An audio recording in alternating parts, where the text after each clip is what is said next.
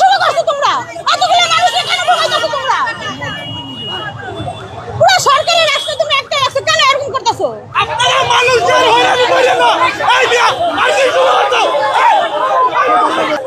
বাচ্চারা কি মারা যাবে? কেন?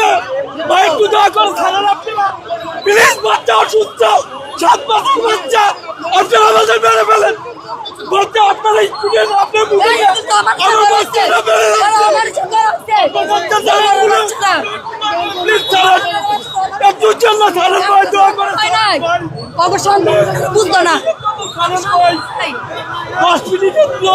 বাচ্চা মারা যাচ্ছে, অসুস্থ বাচ্চা।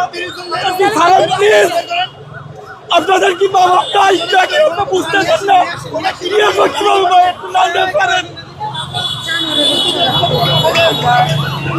শিক্ষার্থীদের সঙ্গে একটি ধস্তাধস্তি হয়েছে শিক্ষার্থী এবং সাধারণ মানুষ যারা রয়েছেন তাদের মধ্যে।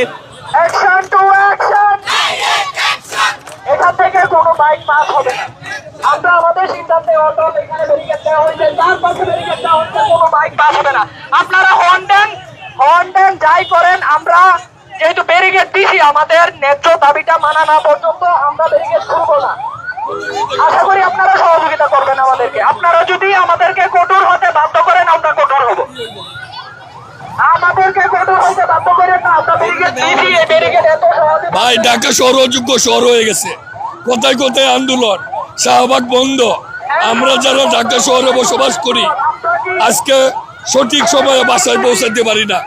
প্রতিদিনে আন্দোলন। এই আন্দোলন আর সহ্য করা যায় না। আপনারা যদি আন্দোলন করেন, একটা মুক্ত জায়গায় আন্দোলন করেন। শাহবাগ বন্ধ করে দিয়ে আমরা অসহ্য হয়ে গেছি।